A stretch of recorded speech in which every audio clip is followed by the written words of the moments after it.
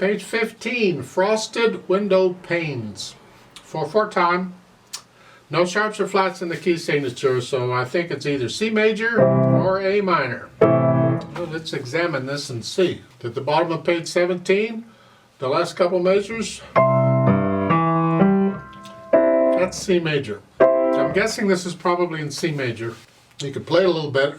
Does it sound C major? Does it sound like it's in that key?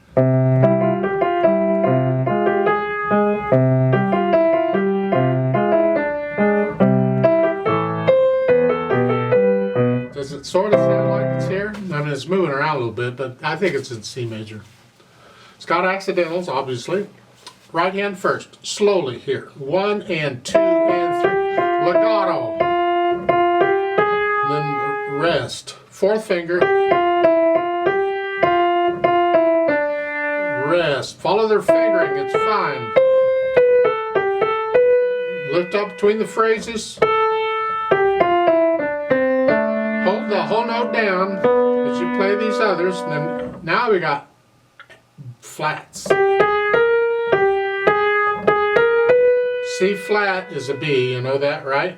Again. Now, last measure, it's an A natural and a C natural. They don't need the natural sign. They put it in parentheses. They're telling you, oh, by the way, this is a natural. Those flats in the measure before are only for that measure. So that last measure, the only flat in that measure for the right hand is the B flat. Page 16 here. Their fingering is fine. You don't have to finger it that way quite, because I don't have to cross over. I could put fourth finger for the eighth notes. There. That works too. And then come down. I don't care for that because the chord is here. So I'm on the second finger to here doesn't work real well. So it seems to me like I get my hand a little closer to this position, it would help. So here, it might be fifth finger. So I could do 5, 4, and then a 1, 2, 4. Now you can't hold this whole note down for the whole measure because you got to play these other notes. You got to get off of it, come up here. We're going to rely on the pedal to do it, but if we could hold it down, we would. And here, and then come back up, and then back down. You got to be able to move quickly here, so you may have to practice the hand moves here. It's got to be in the beat. Don't mess up the beat because of the hand moves. And then going on, the last measured third line. Lift up. Hold the D down, it's a whole note. And then 17. These can be problems for people. It's important you develop the feel of doing that though, so work on it, huh? Slow it down if you have to. This is weird here, but that's what... Here, and then we get the same thing up here. Third line, 1, 5 on all these. It's just a wrist action here, a light wrist action. Now the technique I use on this kind of thing is as long as the pattern is the same, the hand position is the same, then all I do is focus on one finger. For instance, I could focus on the thumb. Try and get that up. And if I hold my hand in that position, that little finger should do what it's supposed to do. Here. Or I could focus on the melody note. In this case, it's the little finger. If I focus on that, here, blah, blah, blah, and then the thumb goes along for the ride. That's how I treat these. I don't try and aim 2 fingers. Ugh. So it takes a little practice. And there's a retardando, you take advantage of that.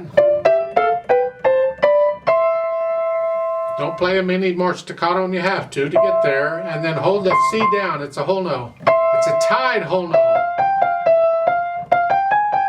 And then again. And then the last line you're holding both notes down for all 3 measures. But it's okay, because the left hand will keep you entertained for a little bit. Speaking of left hand, keep the left hand soft. You can use a 2 on the A flat if you want, it's fine. Nothing wrong with it. prefer to do a 4-1 and a 2-5. So I can catch all of this in one hand position. Then come down. It's an A, not an F. And then here,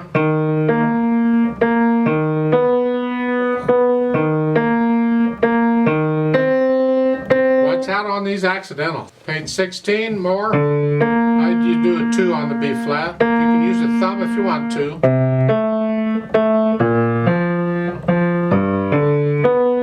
And then hopefully you can get them. Page 17, second line, you hear? This is awkward, but I don't have any other fingering to help you out here. If the pedal's down, it'll help to connect the notes. So if you can't do them legato, do the best you can. And then here. Some people will use the 5th finger for all of these. They go here to here. They use the 5th finger again. I don't recommend it. If you hear, use maybe 3rd or 4th. It's up to you which one. But not 5th again. And then here. These are not octaves, watch out. And then at the end, and then you come up to this mess. This is a C, a D, an E, and a G. It's a G chord, or a C chord with a D added. Isn't that nice? Just sounds lovely, you gotta love it. Then try to put the hands together and see what happens. Slowly.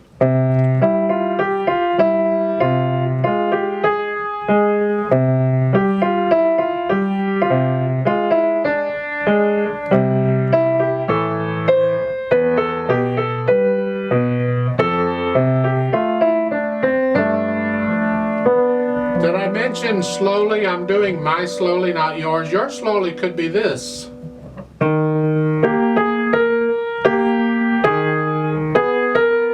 That's okay. Whatever your slowly is, go for it. That sounds off, but that's what's written. That's not my fault. They did it. So work out the whole piece like that with the both hands together.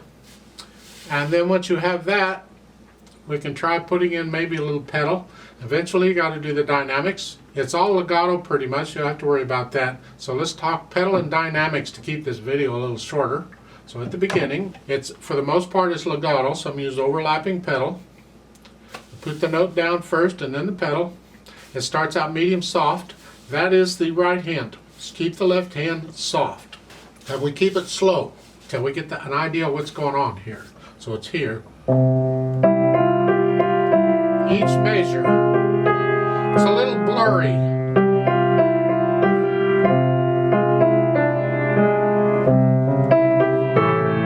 Now here it's every 2 beats, then every measure.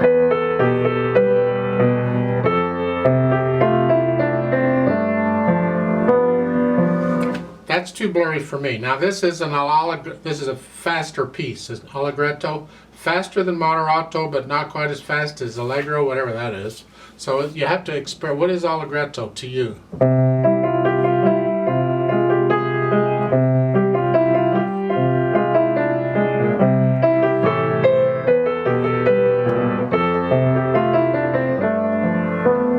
I still think that's too mushy. I don't like mushiness. Maybe that's the effect the composer wanted, but in my mind, I mean, Frosted Windowpanes, I guess it is a little mushy. Is that the idea? It's just, I like it a little cleaner. So I may end up pedaling every 2 beats.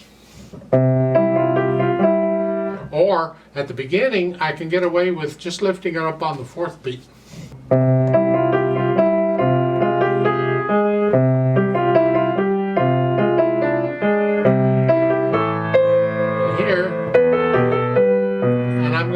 Beats here, and I'm going to lift it up for the phrase, and I'm not pedaling the 8th notes. And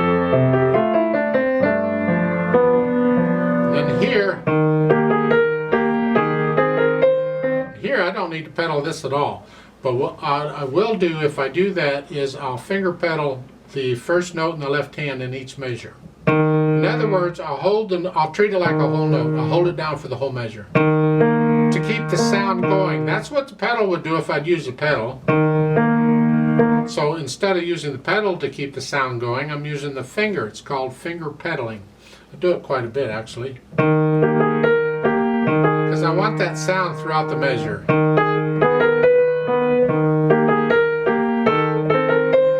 Now if that's too dry for you, then you have to add the pedal, because to add the overtones. So if you're going to do that, pedal every couple of measures, but still finger pedal the first beat of the measure, because we don't want to lose that note. We need the note through the whole measure. So if you're going to pedal in the middle of the measure, make sure you hold that note down.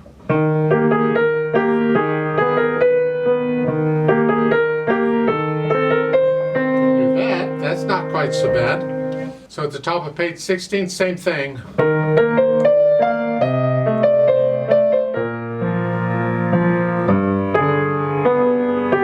And I lift up here.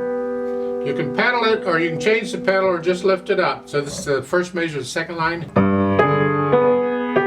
I lift it up after I played the B to clear out the sound, and then we go on. Now here you got to pedal the whole measure.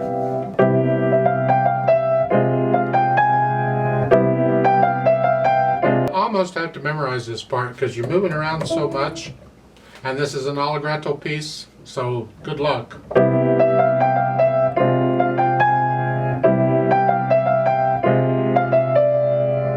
Oh, sometimes I'll rearrange the music slightly, change things slightly, and that is like on these chords here. This is the second measure, second line. Instead of splitting the chord up like they've got it, I'll take the bottom note in the right hand and I'll play it in the left hand. So this way it makes it easier for the right hand. I don't have to play so many notes, so when I'm moving around it makes it a little easier. So I can go here, here. You have to work it out. And here. And again here. It's just, I've only got two notes to deal with in the right hand. And I take a pencil and I draw a line between those notes in the treble clef that I want the left hand to play, so it reminds me the left hand's playing that note, or you can do it with the right hand too. It's just, in this case, I would draw a curved line between, this is the second measure, second line, curved line between the B and the E. That tells me the left hand's going to play that B. That reminds me. And I do that for each of these. The next one, it'd be between the C and the D. Not a lot of room, but you drew that. And that tells me the left hand's going to play that C. So it's here. Here. And then here. Because the left hand can do that quite easily. It's an octave. There, it's, here it's not. And here, those are the chords for those four measures. So this way, I'm only, left hand I can do that more easily. It's an option that you can use from time to time if it will help you out. There's no rule that says because the notes are in a particular staff that hand has to play them. Some people actually teach that, and I disagree with that completely. Show me the reference book, a real reference book that says that, and I'll listen. Otherwise, no. Let's go over to page 17. It's here. Now, their pedaling is fine.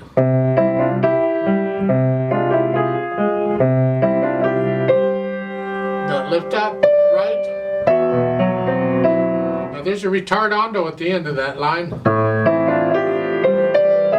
How much you retard is a lot. It's not a molto retardando, it's just a retardando. You just slow down. Doesn't say how much to slow down. Don't slow down a bunch, just slow down. Hang on to that for a little while until you get tired of listening to that noise, and then I lift the pedal so we get a little silence before we go on.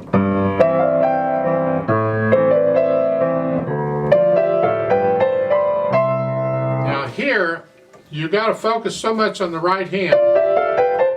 Make this left hand pretty much automatic, so you can do it without thinking about it or looking at it. Slow down and then all tempo. And then here.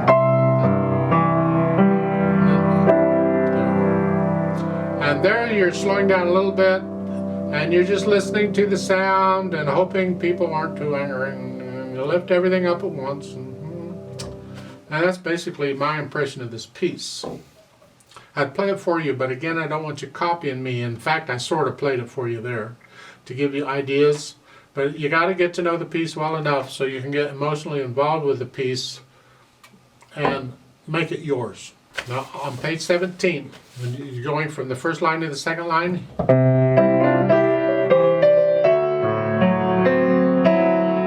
this is the climax of the piece. This is the Mount Everest of it.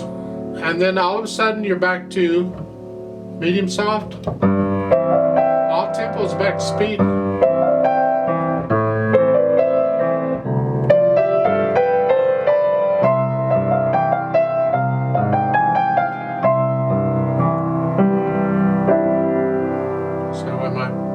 There are different ways of interpreting this. As I said, you got to make it yours.